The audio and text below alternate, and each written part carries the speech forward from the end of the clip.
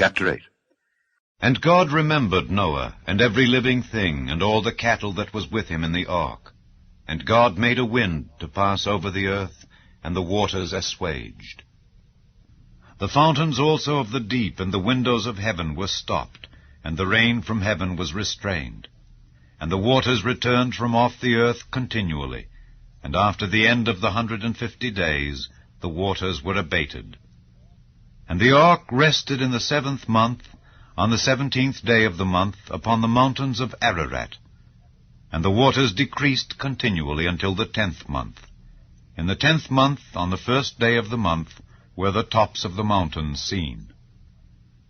And it came to pass at the end of 40 days, that Noah opened the window of the ark which he had made, and he sent forth a raven, which went forth to and fro until the waters were dried up from off the earth. Also he sent forth a dove from him to see if the waters were abated from off the face of the ground. But the dove found no rest for the sole of her foot, and she returned unto him into the ark, for the waters were on the face of the whole earth. Then he put forth his hand, and took her, and pulled her in unto him into the ark. And he stayed yet other 7 days, and again he sent forth the dove out of the ark. And the dove came in to him in the evening, and lo, in her mouth was an olive leaf plucked off. So Noah knew that the waters were abated from off the earth.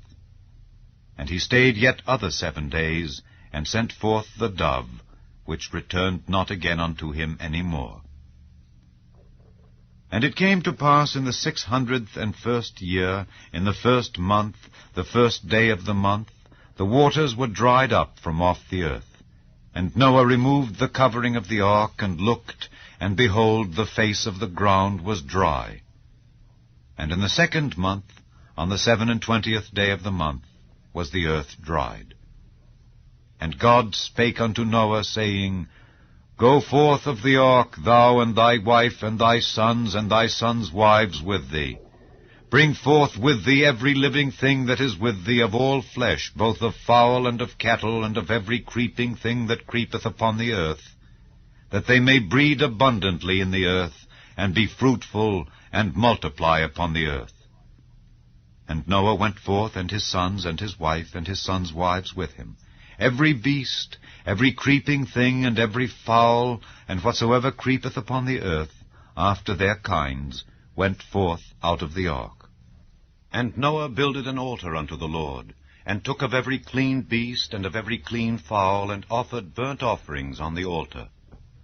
And the Lord smelled a sweet savour, and the Lord said in his heart, I will not again curse the ground any more for man's sake, for the imagination of man's heart is evil from his youth. Neither will I again smite any more everything living, as I have done. While the earth remaineth, seed time and harvest, and cold and heat, and summer and winter, and day and night shall not cease.